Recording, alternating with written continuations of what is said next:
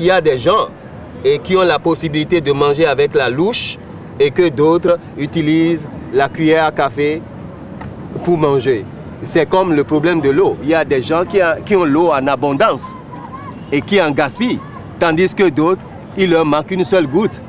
Mais j'ai été dans un village à environ 30 km d'Alada et bien, ces populations continuent de boire de l'eau, du marigot. Mais j'étais attristé. Et je me dis, mais comment, à quelques kilomètres de Cotonou seulement, et d'un centre urbain comme Alada, eh bien, ces populations ne peuvent pas avoir de l'eau potable. Et très tôt le matin, ils doivent aller au marigot pour voir si l'eau est montée, pour pouvoir en prendre ce qu'ils jugent de limpide, mais aux yeux. Mais on ne sait pas ce qui est dedans. Mais c'est un grand danger. Et pour moi, je pleure. Je pleure pour le monde qui se réchauffe et je pleure pour toutes ces populations qui vivent dans des conditions difficiles où ils ne peuvent même pas trouver de l'eau potable à boire. Mais où va-t-on? Je me dis, où va-t-on réellement, quoi?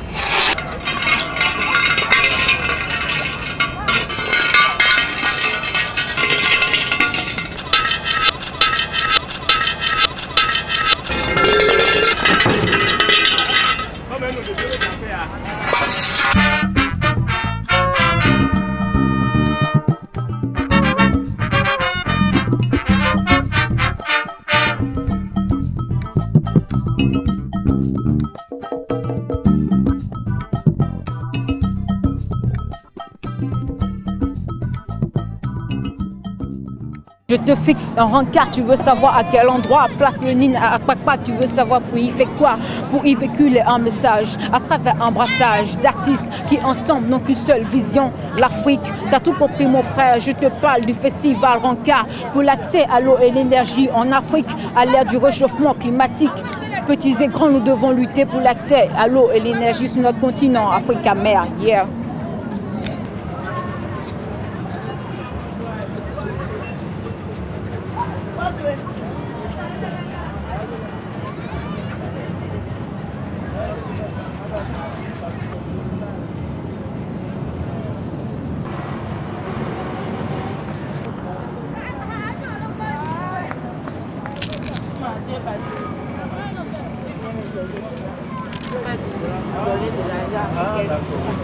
Je m'appelle Samouda Angelo, je suis togolais.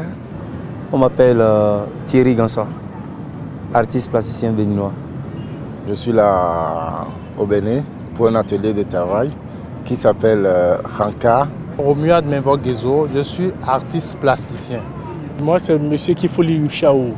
C'est la rencontre des artistes venus de tout coin. Bimo, B-I-M-O. Je suis un artiste plasticien. Je m'appelle Hervé Gigot, artiste peintre plasticien. Je suis participant à Je suis participant à Rencard 2008.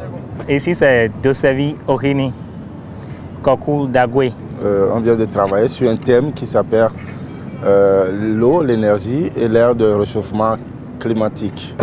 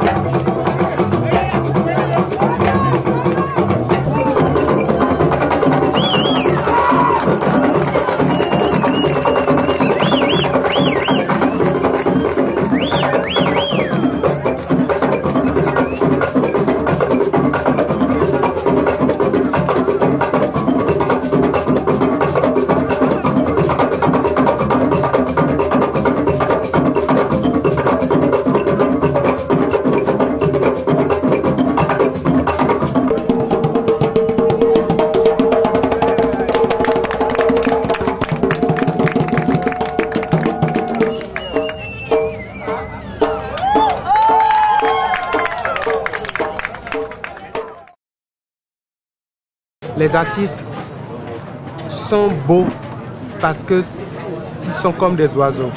C'est les plus libres que je connaisse, surtout les plasticiens. A priori, je serais d'accord avec l'un d'entre eux qui dirait par exemple, je m'en fous de tout ce que tu as, je n'ai besoin de rien. Et il va chercher une boîte à café et il crée son œuvre avec. Maintenant, ce qu'il crée, il est le seul responsable de ça. Nous, on lui dit, le thème de notre événement, c'est ça, que cela inspire ton travail. Mais on ne leur met pas une chaîne, on ne les oblige pas. Ils s'inspirent de ça, ils voyagent, ils nous proposent des rêves. Et j'ai le sentiment que jusque-là, ils ont joué le jeu. Et je crois qu'ils joueront le jeu jusqu'au bout. L'eau, normalement, n'a pas de couleur. Une eau qui a de couleur doit être une eau souillée. Une eau est potable quand on est sûr que c'est dépourvu de tout germe qui peut amener quelqu'un à tomber malade. Tout germe pathogène. Une eau potable, c'est l'eau qui peut être consommée sans crainte. Claire, limpide et sans germe nocif. La situation de l'eau potable, je peux dire que ce n'est pas... L'eau potable n'est pas encore bien gérée dans mon pays, le Bénin. À voir comment nous entretenons l'eau, nos puits. Je ne vois pas encore que l'eau potable a un entretien raisonnable dans mon pays. Disons plus de 60% de personnes vivent sans l'eau potable, vous voyez.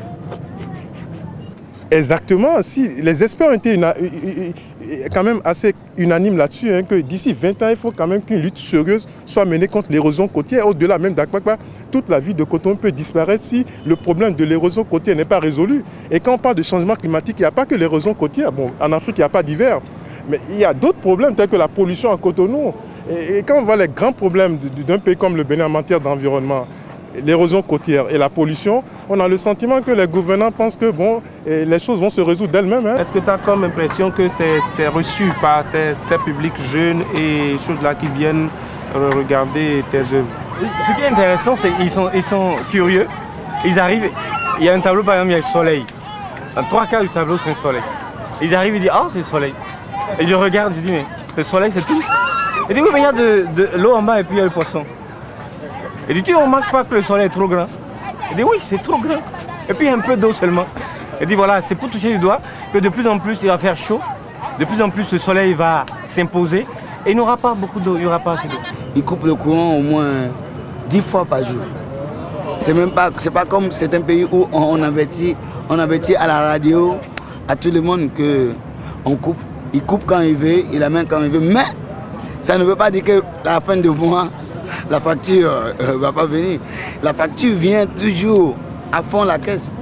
Quand dans une maison, les enfants sont habitués à prendre les leçons avec les ampoules électriques et brusquement on emporte le courant, imaginez un peu ce danger que ça peut causer.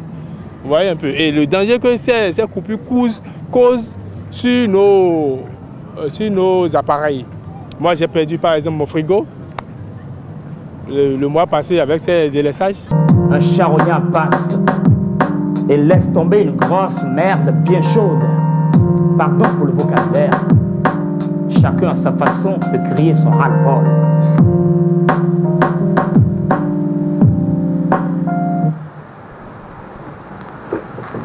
Une panne. Encore une panne. Ça n'arrête pas! On appelle ça délestage.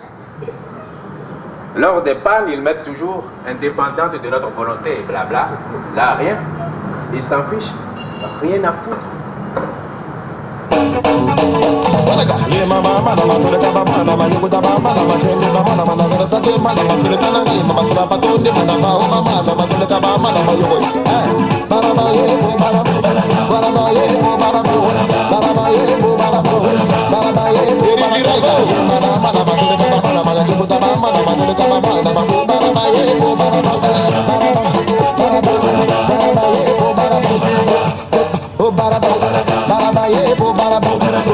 Ramzi Warasona, Barabaye, Bobaraba,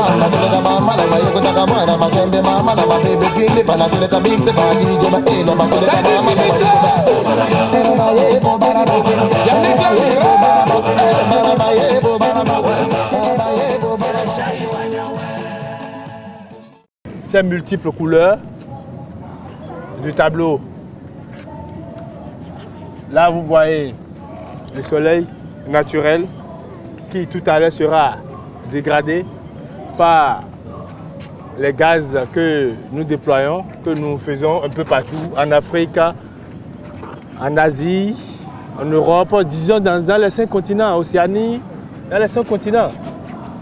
Et moi, je dis que c'est l'homme qui est à la base, qui est responsable de tous ces changements climatiques. Et pour remédier à ça, il faut que nous changions les mentalités, nous changions les comportements et que nous arrivons réellement à protéger la nature. Mais vous savez, nous sommes en train de vivre quelque chose dans le monde entier. Et le réchauffement climatique. Et tout le monde est en train de sentir, surtout en Afrique, et que le climat change. Et nous ne vivons plus. Par exemple, quand il pleut, les saisons changent. Il ne pleut plus normalement. Ou soit quand il pleut beaucoup, il y a des inondations, tout ça. Et il faudrait que nous arrêtons certaines pratiques, sinon on ira à la perte de nos ressources naturelles. Et disons que il y aura une fin du monde en quelque sorte. Au fait, c'est ce que je vois ça. Va se transforme en nuage et il y a précipitation et il y a la pluie. Actuellement, à cause du réchauffement climatique, il y a une couche d'ozone comme une protection qui nous protège du rayon solaire. Cette couche d'ozone est fragilisée. Donc, le rayon solaire, à force d'envoyer les fusées, les avions, rouler à moto, tout ça, cette protection que nous avons, qui fait que le soleil ne nous brûle pas la peau, cette protection disparaît. C'est un peu comme son habit est en train de brûler doucement et puis ta peau est nue. C'est ça la protection, la couche d'ozone. Donc, elle se fragilise et le soleil de plus en plus nous brûle.